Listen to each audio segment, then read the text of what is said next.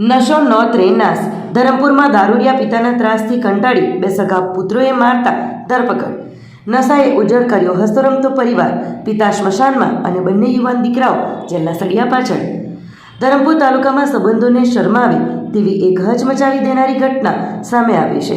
ધરમપુર તાલુકાના મુરકડ ગામના બામણ ફળિયામાં રહેતા 46 વર્ષીય ભરતભાઈ મોતીરામભાઈ પવારને ગંભીર હાલતમાં વલસાડની સિવિલ હોસ્પિટલમાં સારવાર માટે લાવવામાં આવ્યા હતા. માથાના ભાગે ગંભીર ઈજાઓ હતી. વલસાડ સિવિલ હોસ્પિટલમાં પ્રાથમિક સારવાર આપ્યા બાદ ભરતભાઈ પવારને વધુ સારવાર માટે સુરત ખસેડવામાં આવ્યા હતા. જોકે પોસ્ટમોર્ટમમાં ખુલાસો થયો હતો કે ભરતભાઈની હત્યા થઈ હતી. ત્યારે આ મામલે ધરમપુર પોલીસે 2 આરોપીઓની ધરપકડ કરી છે.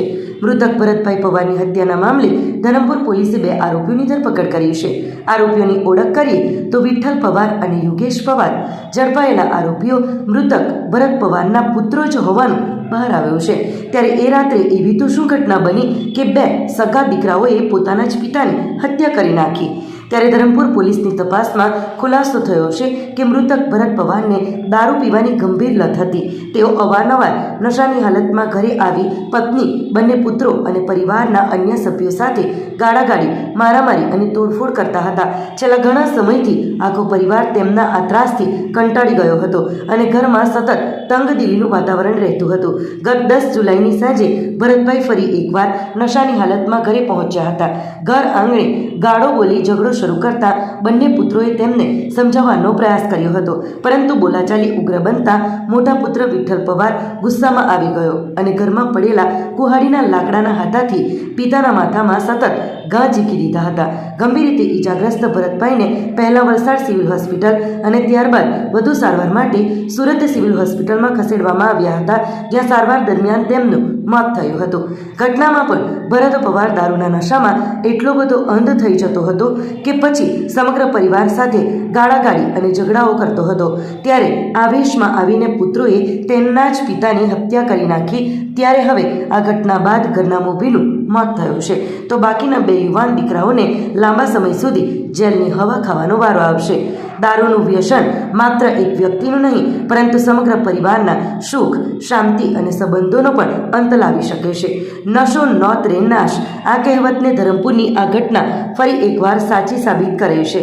ઘરના મોભીની દારૂની લત આખરે એટલી ઘાતક સાબિત થઈ ગઈ કે 2 સગા પુત્રોએ જ પોતાના પિતાનો જીવ લઈ લીધો.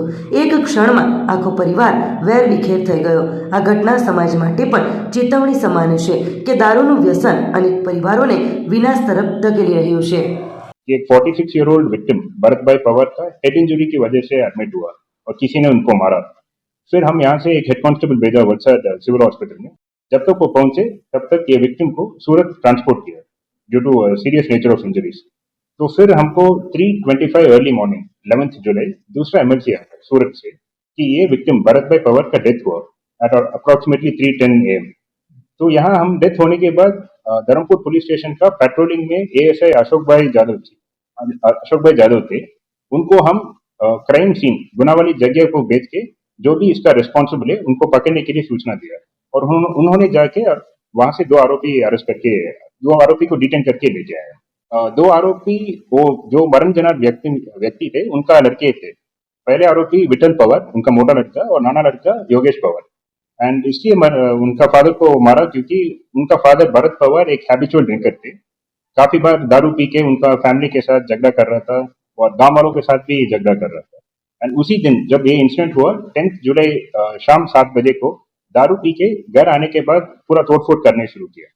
सो गुस्से में और थोड़ा कंटाल में उनका दोनों लड़का पहले जपाजपी हुआ तीनों को बीच में, फिर थोड़ा मारामारी हुआ.